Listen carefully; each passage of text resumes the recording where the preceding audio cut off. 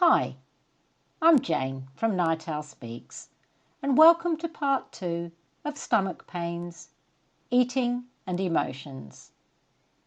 Now in part 1, we examined some of the reasons why people overeat, and we paid particular attention to the emotional overeaters. We also examined that fictitious rare bird in today's world, the person who has a comfortable relationship not only with food, but their body and themselves in general. So today, let's return to the world of the emotional overeater and try to understand them in a little bit more depth. You may recognize some of the identifying traits in yourself, so let's get started. You were an overweight child or adolescent, and your weight became a focus for your parents and even professionals that were also invested in you losing weight. You were bullied for being overweight, or possibly for other reasons that then led to you becoming overweight. And you started dieting at a young age and are still dieting to this day. You eat when you are not hungry and you are preoccupied with food, and you use dieting as a constant distraction to avoid feelings and other issues that trouble you in your life.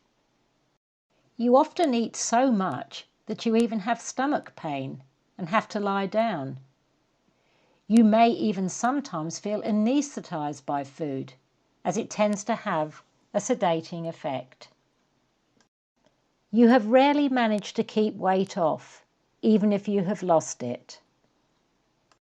And you inevitably end up binging when you have been on a diet and have chaotic and disordered eating.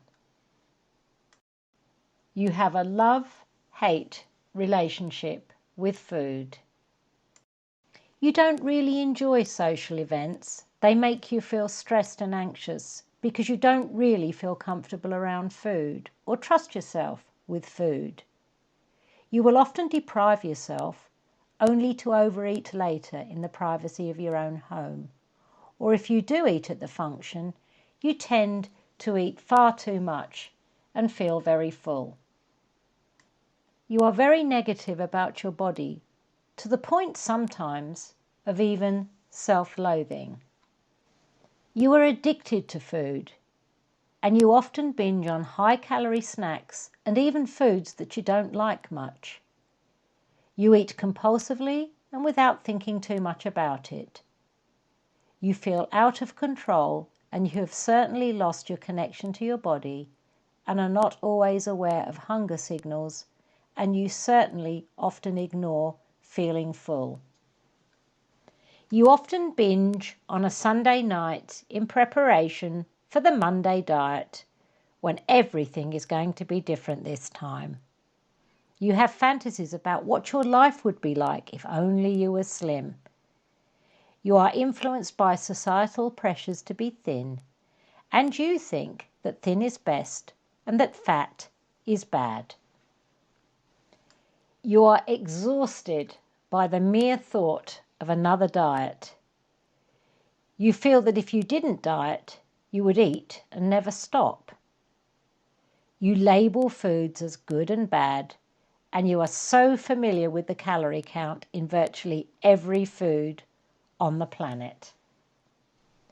You may be suffering from anxiety and/or depression, but have not necessarily tackled these issues head on. You may also have other troubles in your life that you're having difficulty with, and eating is a compensation for these. And having lots of rules and regulations around food intake makes you feel in control until you inevitably overeat, and then you feel out of control. And so it's a vicious cycle. You also feel different from everyone else, who often appear to you to have an uncomplicated relationship with food. Well, that's it for today. Please tune in to part 3, when I will examine some of the strategies that you can use to break away from compulsive overeating and the associated distress that often accompanies it. So, I'm Jane from Night Owl Speaks. Thanks for joining me, and I'll see you very soon.